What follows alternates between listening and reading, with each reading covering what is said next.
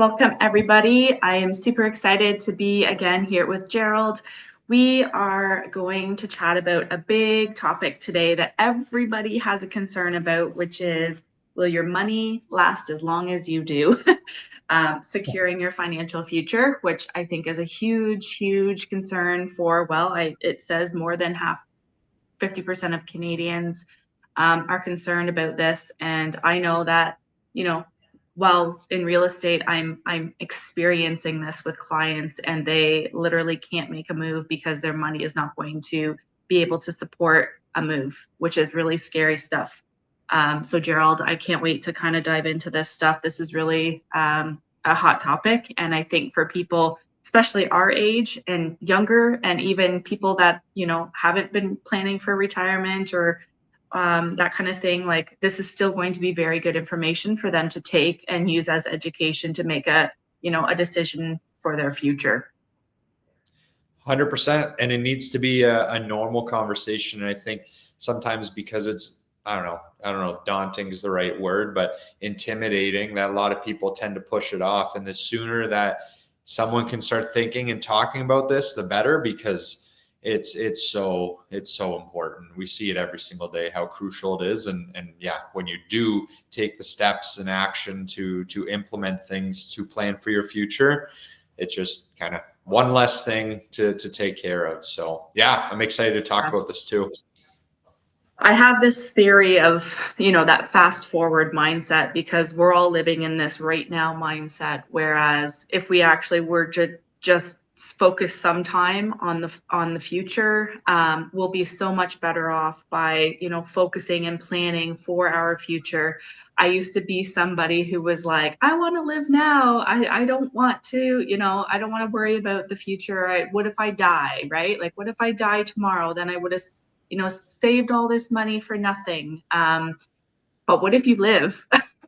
Yeah. And what if you have no money for your retirement and your financial future? So I think that, even the average life expectancy of Canadians has increased over the years, and all this biohacking that's happening and stem cell research and all these things that are happening. I think it's estimated that the average Canadian is living until 82 years old. So what is going to be your financial means at that age? And are you going, that CPP and the OAS, all those things, are those going to support you, or are you going to be financially in a position that you can support yourself with that just being a little extra cherry on top? Well said.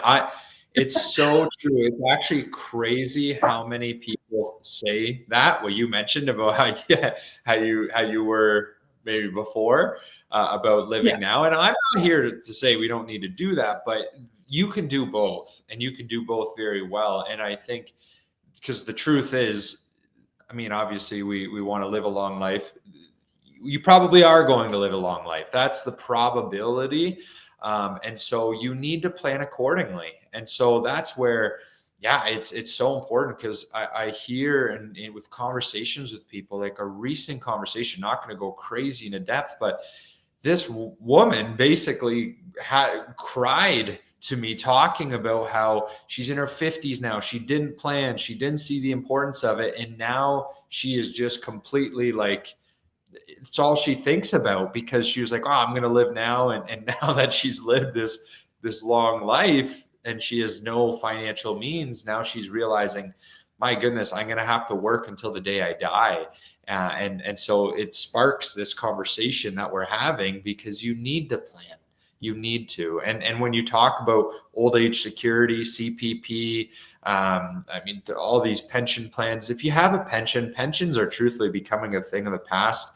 Not many people have them now. A lot of kind of employers are going the route of contract work. And so you have to do these things on your own. You can't rely on an employer to set yourself up for retirement. And OAS and old age security, like we were chatting about the stats before, like your average CPP payment in Canada last year, as of October, was like $828 a month. Your old age security, This year, January, it was like $727. So collectively, if we're at like just over $1,500 a month, that's not going to do too much for you. And so people on average Especially if need you have a mortgage still. Like exactly. that's scary. Exactly. And so that is 100%. People need to start planning, okay, what am I going to do for down the road to generate income for myself Well, without necessarily I having to go to even work? I even have a great example of a client of mine who also happens to be a realtor on my team, but her parents are in a bit of a situation right now because her dad was relying on the pension that he was being given through his employer. And a couple of years ago, they recently pulled that. And he no longer has a pension and it is not there for him. And so now they're in panic mode because they were completely, fully relying on that pension to fund their retirement, and now they don't have that, and so now they're saving as much as they can, and they're kind of in panic mode. Where if you were to just look at this as a perspective of, let me be responsible for my retirement, and looking at all of these additional pension, CPP, OAS as, like I said earlier, the cherry on top, then you have nobody to blame but yourself. And if they pull that pension from you, it's okay because you've secured your future financially. And yeah, it's scary because there's so many risks now involved with what could happen Yeah. for their financial future. And if you are the one like if you are the one in charge, then that's a good position to be in. Absolutely. And I think when you talk about those risks and everything, because again, with pensions kind of becoming less and less, and people have to learn about investing. And I think naturally then the conversation that people have, well, Gerald, naturally cost of living right now is tough and it's expensive to live and da da da da. And I completely agree. I mean, it's crazy times, but that's why the earlier you start thinking of this in your 20s, in your 30s, you don't have to put away thousands of dollars on a monthly or annual basis to be able to accumulate a lot of money down the road. Like if you're in your 20s and 30s, it's literally just a few $100s a month for 30, 40 years that will turn into millions if you're invested appropriately. Whereas unfortunately, if we're 50, you don't really have the opportunity to put away 100 or $200 a month and retire at 65 with $1 million, like, because your Yeah. time, you don't have that on your side. And so that's something too, that again, if you just start earlier, you don't have to necessarily put away as much, but you're going to accumulate that much more because you have compounding interest and time on your side. And I even know you as a parent of Malachi, you posted yesterday about his investment account and his RESPs. And even as parents, I mean, we can help our children fund their future in that sense too. Now, I don't fully, believe that, we should just do it for them. I believe that they need to learn along the way the importance of that and everything else. And leading by example, by doing that for them, they will understand and see how important it is. And I think you were saying by the age of like 75, he was going to have like $24 million or something. Like that's creating generational wealth. And who's not to say that he's going to, you know what I mean? Like he would never probably need that much money at that age, but he's going to obviously be living very, very comfortably and be able to Right. help support his family and everything else. So it's these steps now as parents and adults that are helping our kids, not only just by leading by example, but you are, essentially helping to set them up for their future as well. 100%. And it's appreciate you sharing that, because I think about that. And as soon as Malachi was born, I was like, I'm always talking every single day to parents to do these things. I'm like, I got to apply this myself. Like, and that's where, again, when we hear a big number like $24.5 million, the ticket there is the 75 years. It's not that we put away like $5,000, $10,000 a year or a month. We're just taking a small chunk of his baby bonus and putting away every month.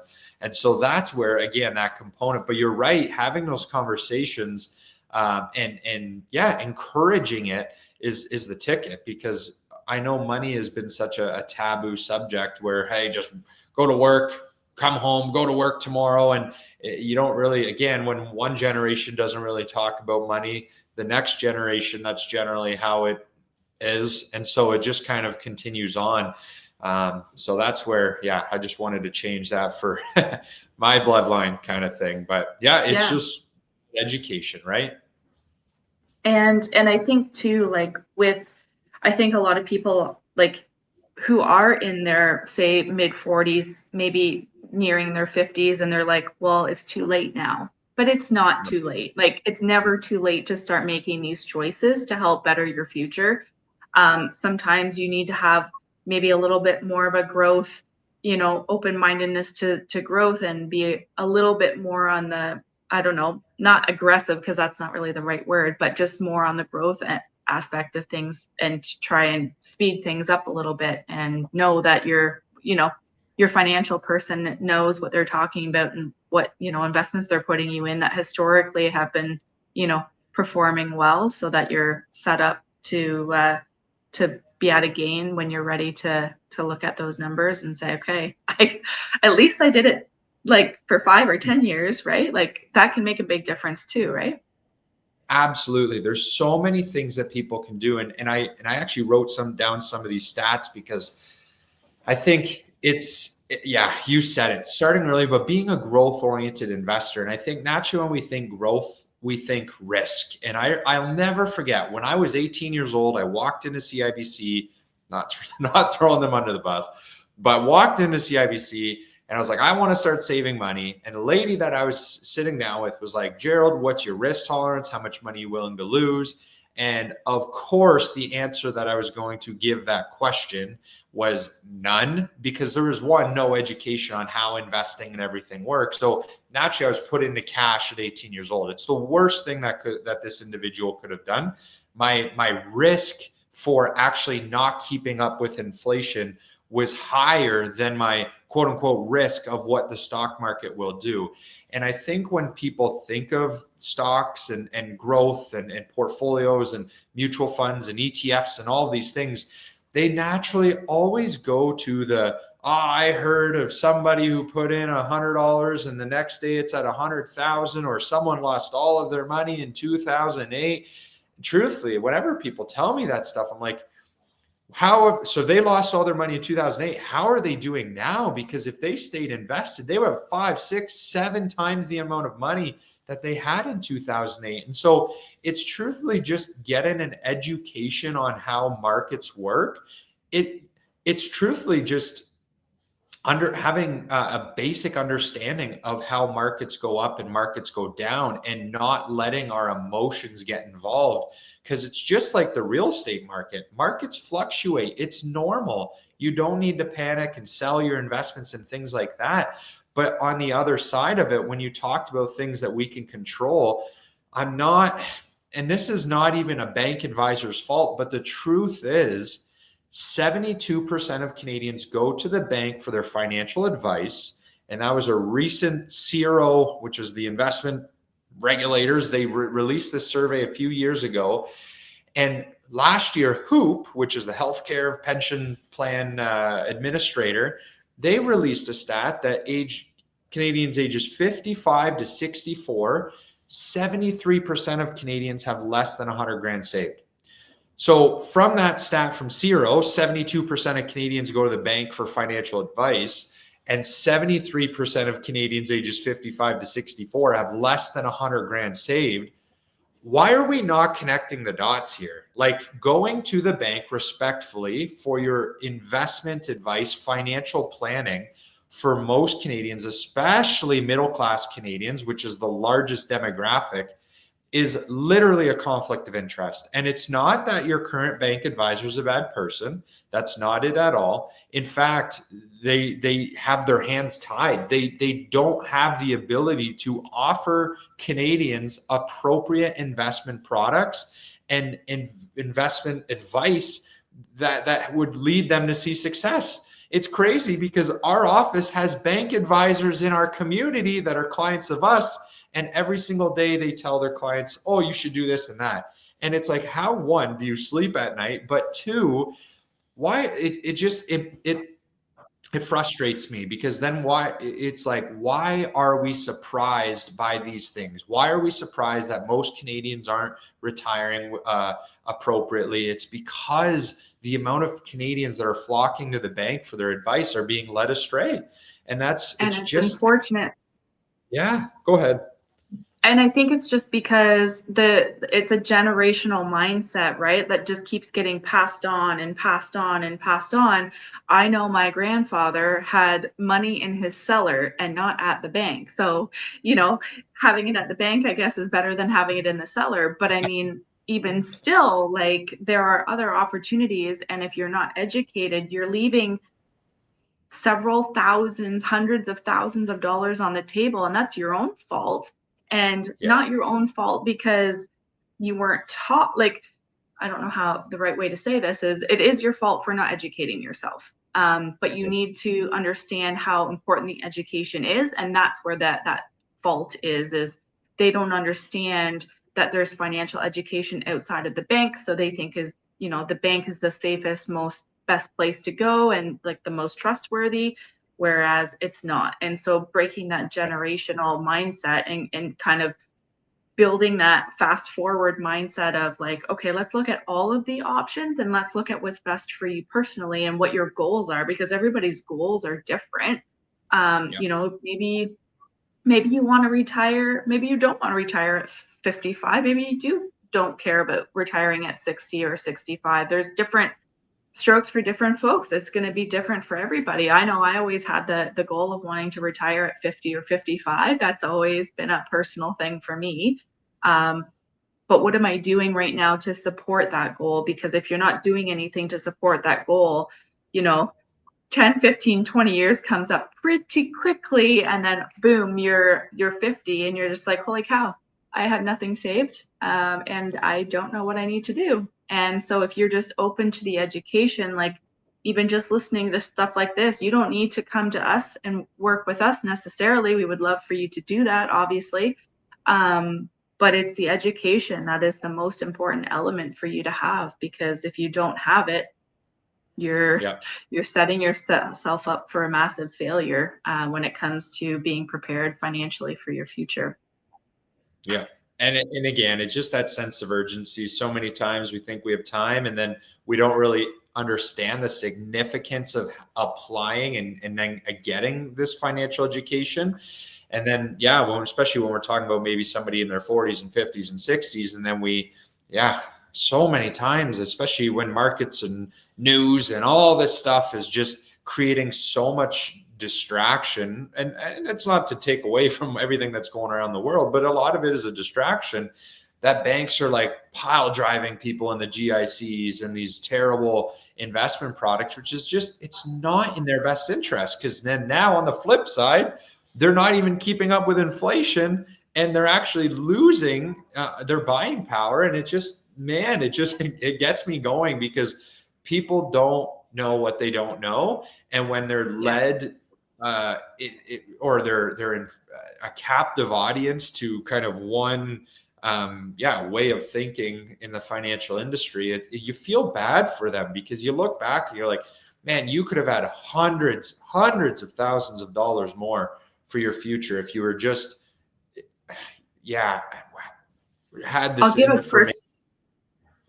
I'll give you a personal example, and you already know this about my situation and my dad. And my dad was fortunate enough to have a father who was a very wealthy smart businessman. And so, unfortunately he passed away, but there was large sums of money passed down to him.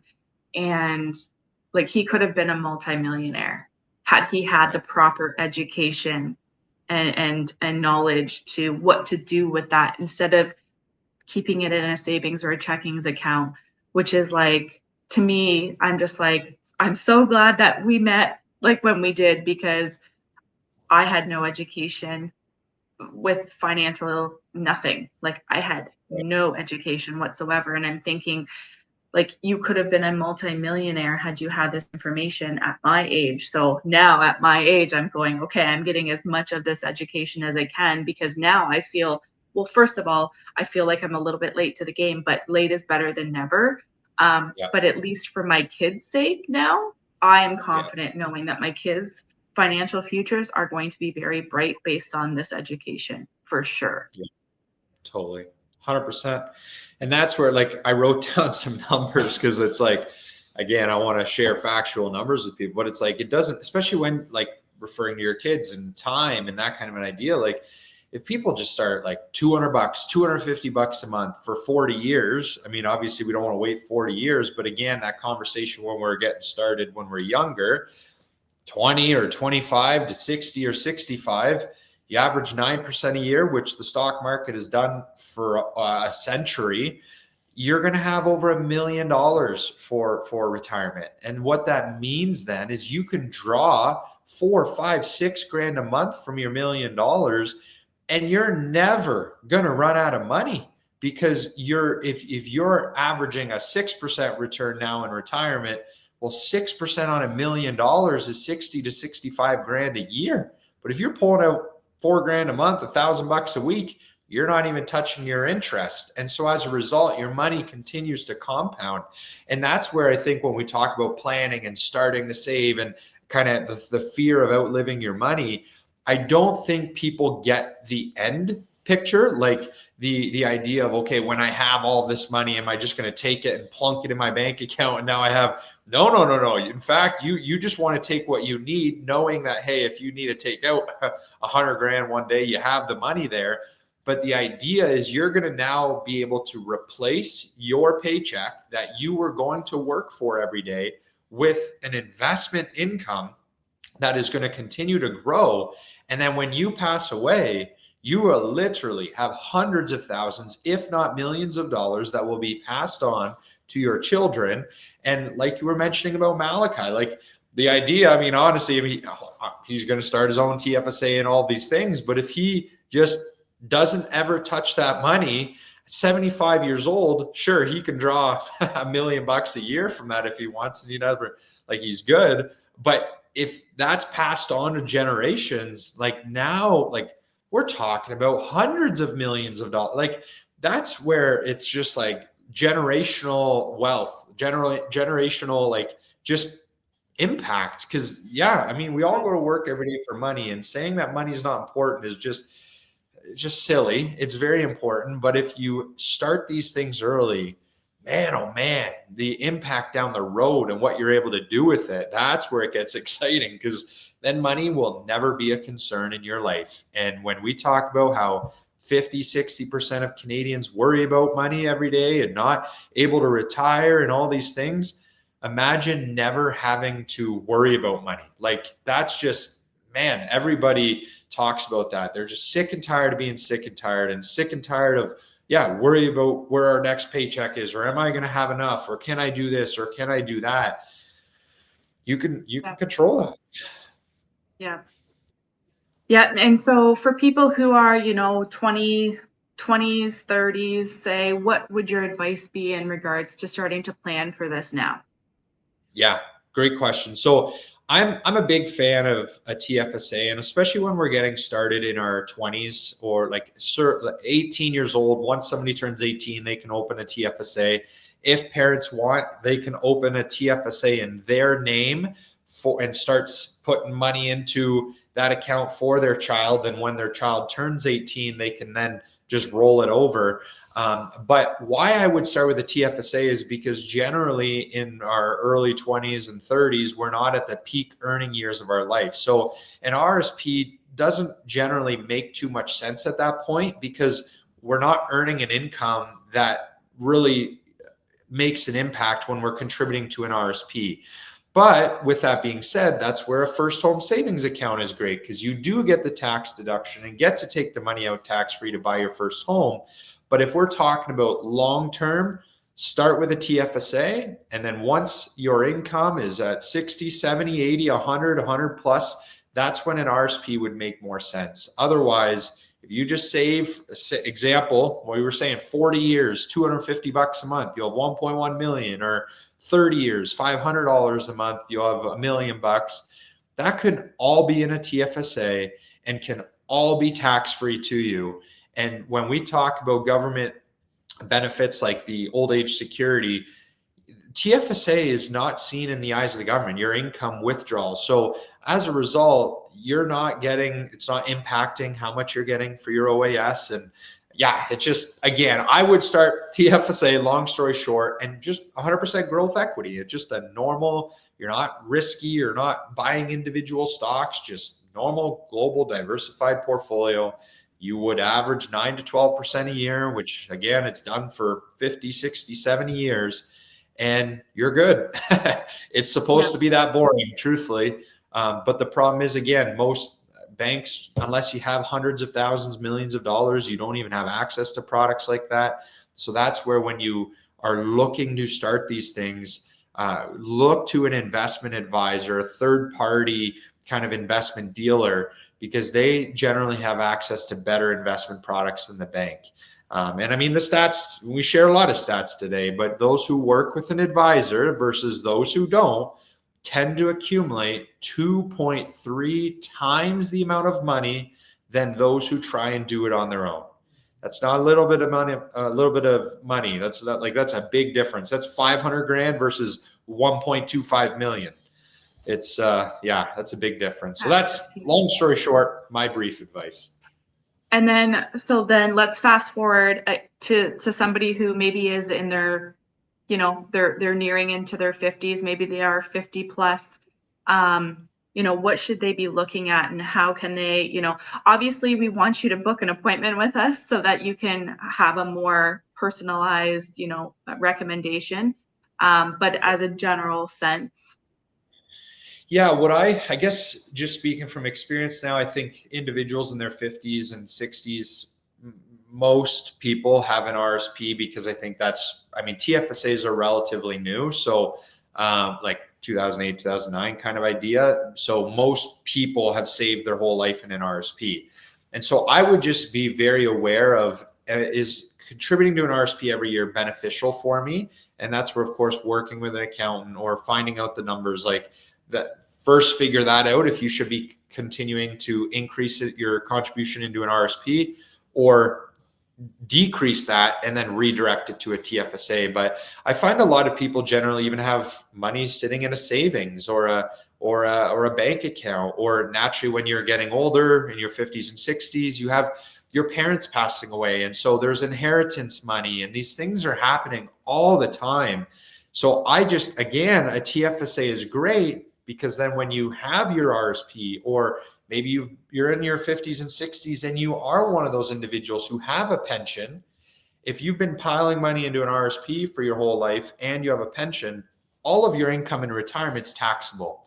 So it's not that I don't think putting more money into an RSP is beneficial. That's where I think you should be working with an accountant.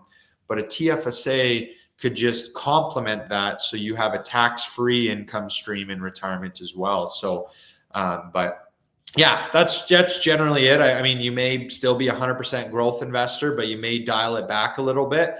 But I just would encourage at the same time not to be 100% conservative, because you need to have your money to still grow and compound. So that's, again, just where the education comes in. Yeah. And that's really the whole idea here, is just to educate you and get your juices flowing, because, sometimes it takes somebody saying to you, like, what have you done to kind of put yourself in a position for retirement? And some people just don't think that way. They don't think big picture. They don't think long term. It's always short term, right here, right now. But that fast forward mindset is what's going to help build your financial future and allow you to live a life that's more comfortable later on. And maybe you can retire a little bit early. Maybe you can, have a little bit of extra money and be able to help your kids purchase their first home or what have you. It's just the planning that is the most important part. So I really appreciate your knowledge and your wisdom, Gerald. For those of you who are like, okay, now what? You can go to letsfastforward.ca. You can book a call with us, and we would be happy to sit down with you and just kind of review, what your strategy is and how we could potentially help you maximize that and improve it in some way, shape, or form. If there is, room for that, we would love the opportunity to at least sit down with you and share some more knowledge that's more personalized and customized to you. Yep. Amazing, Michelle. Great job. Love Thanks, the Gerald. it's so important, and I don't think it's talked about enough. So I appreciate this opportunity, and yeah, we're here to help any way we can. Yeah. Thanks, guys.